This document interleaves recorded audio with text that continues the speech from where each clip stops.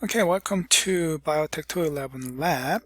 So here are the main objectives for the lab of Biotech 211 and 212 courses. Okay, so you will try to understand the theory and concepts behind the analytical methods of different kinds in the biotech industry, and then experience and master hands-on analytical skills as much as possible, and learn and practice good documentation skill. I'm going to ask you to develop a lab notebook throughout the semester, and then I'm going to also ask you to write several lab reports. You will have a bunch of opportunity to practice your documentation skill, and then practice problem solving skill. That is also important fundamental skills that are required by so many jobs.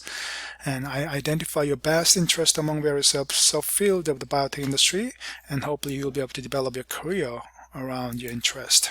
Okay, so Lab 1. Okay, so Lab 1 is about the documentation practice as well as the basic scientific measurements. So the lecture 1 and 2 covered this topic. So hopefully you will get to do some practices using this exercise. Okay, so these are the major functions of documentation. So why do you write down what you do? Because that's the record of what you have done. Without the record, you will forget what you have done, or there is no evidence of your work. So that's very important. So speaking of the evidence, yes, that establishes your ownership. What you did belongs to you, no one else, right? So you can claim the invention or whatever brilliant scientific discovery as your own work, because that will be your evidence, the documentation. And the instruction on how to do task. Good example is an SOP or batch record. So the SOP will lay out how you carry out a task. So that's part of the documentation and its function. And then evaluation and process or product. So by reading a documentation that comes with a product, you can understand what manufacturing process the product has gone through. So if there is a problem on your product, you can investigate by looking at all the processes that happened on the product. So batch record is so important for that purpose. Okay, and demonstrate how it was done. Again, SOPs and forms. Whoever carries out an SOP task, they need to fill out a form by initialing and dated. Right? So you can demonstrate how it is done by following the documentation. And the operating parameters of a lab instrument or manufacturing vessels. Of course, your documentation will tell you how to use an instrument, what kind of capacity your instrument has. So by reading the documentation, you will have an idea.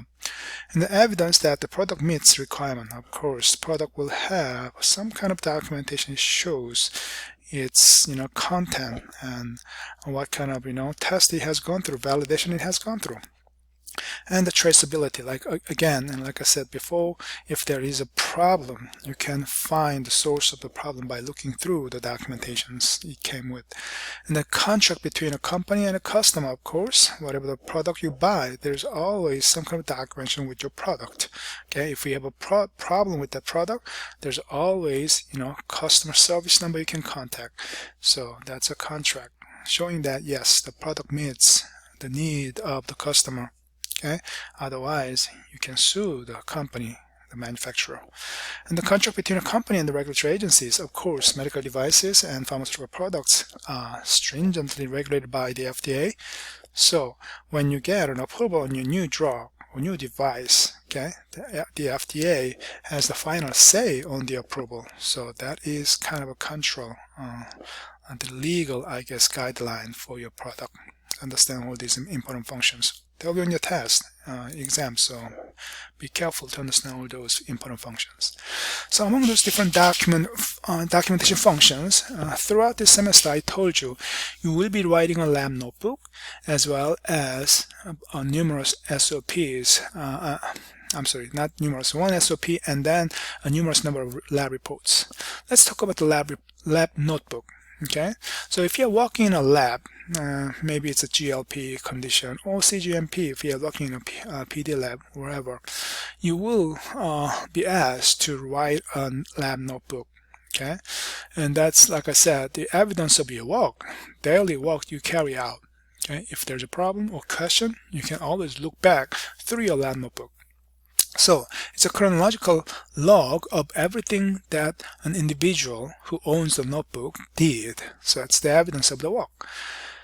And it should have enough information, okay, the lab notebook should have enough information so that anybody can repeat the task by reading what's written on the lab notebook.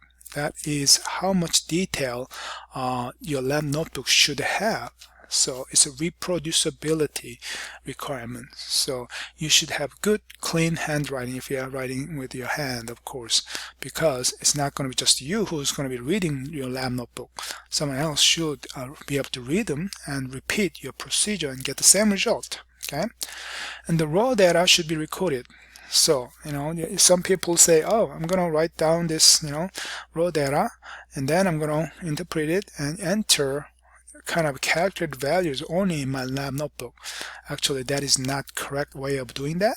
You enter everything, whatever the printout you get from an instrument, you cut that printout and paste them in your lab notebook, because all the evidences are needed in detail. Okay, and lab notebook can be used for legal evidence in patent claim. Like I said before, it proves the ownership. Okay, so to assign scientific credit or discovery, so it is used. So the lab notebook is pretty significant. Okay, take a look at the textbook if you have it. On these pages there will be more information about your lab notebook. And how do you write a lab notebook? These are typical components that you should have in your lab notebook. When I collect your lab notebook, I'm going to grade your lab notebook based on all these components, if I can see those there or not. Okay, and so that's the format requirement. Of course, the first page of the lab notebook should have your name and the date, and the first few pages, maybe several pages, you will skip, because that's where you're going to have a table of content, okay, titles and then page numbers. Okay, and after that you will start writing your lab notebook a daily basis. Okay, the date and then title of small project you performed on that particular date. Okay, so a small title with the date, and then under the title you will be writing a very short, maybe 1 paragraph long rationale or objective for your certain task that was performed on that date. Okay, let's say you're doing a protein concentration assay on that day. You're doing it to understand how much of protein you isolated from maybe this particular cell line after several weeks of growth. So say that. Okay, and then after that you will have a materials and instrumentation section. What kind of materials did you use? What kind of cell line you used for your assay? Or instrument, what kind of instrument did you use? Did you use a UV spectrophotometry? Yeah, then write it. Okay, what kind of UV spectrophotometry you use? What is the model number and vendor name? All those things. Okay, and the methods. Okay, this is a very important part. The methods. It should be in very detail. How much detail?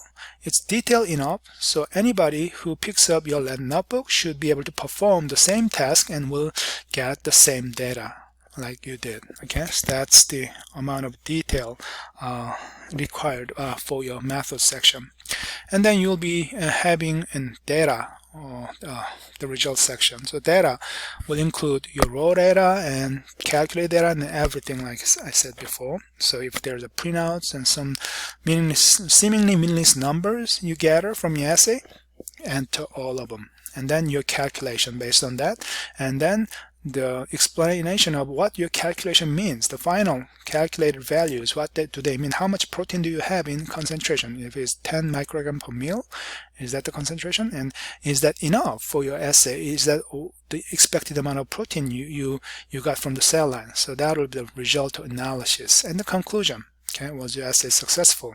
Okay, did you find the result that you're looking for in your rationale part? Okay, and the references, if there was some information you use from other sources, list them. So that will be the component of your lab notebook. Those are the the main things that I'm going to look for when I collect your lab notebook and grade your notebook. Okay, and then SOPs, the SOPs, standard operating procedures, commonly used at your work. Okay, because that's basically the detailed work instruction. So when you manufacture a product, the product quality should be the same. Whoever manufactures, whoever carries out a particular part of the manufacturing process, that process should be the same every day, and regardless of who's doing it, right? Because everybody will be following the same SOP. Okay, so there should be a quality in everyone's performance. That's the purpose of SOP. And how do you write an SOP? Because SOP should have these components in them. Okay, you should have a title, and you should have the SOP number, documentation number, if it's revised, revision number, and dates when the revision took place, and then who prepared the revision and who approved it. Preparer of the SOP, or preparer and reviewer and approver of your SOPs. Okay, and the names of the writer, reviewer, like I said, and then statement of purpose. Okay, why is this SOP developed? For what purpose? And scope. When is it going to be used, and who's going to be using this SOP? And then statement of responsibility. Whoever is using this SOP, they should be responsible for certain things. There's the requirements. You should spell that out. And then references. If some references are used in developing this SOP, spell them out. Okay. And then materials that are needed to carry out the task that's described on your SOP. Those should be spelled out. So the follower should be able to get those materials ready. And then calculations. If any kind of calculations are needed during or after the performing the task written in the SOP, that should be written there. And the procedure itself, step-by-step procedure, is so detailed that there's no question asked, no ambiguity is present on the SOP. That's the requirement, right? And at the end, some attachment of figures if they will be helpful. So those will be the main format of the SOP. Okay, so exercise number 1, there's your task, about 10-point task for you. You need to write an SOP, okay, by understanding what the format looks like, how you write it, how detailed it should be. Okay, write an SOP on a pH meter, okay, in the lab. So there will be some manuals for our pH meters. Just grab one, and you can maybe take a picture of the manuals in the instruction section, and then write an SOP based on the format requirement and the detail requirement. Okay, I posted an example SOP, I guess example batch record on the pH meter use in your course. Take a look at that. But batch record and SOP, they have different formats, so don't copy that, because batch record has totally different format. And then I also posted the SOP grading rubric, and take a look at that when you write an SOP. Okay. And then I also posted another SOP on a different instrument, the pipetta, German pipetta. Take a look at the format. Okay, you'll have an idea about how to write an SOP. Okay.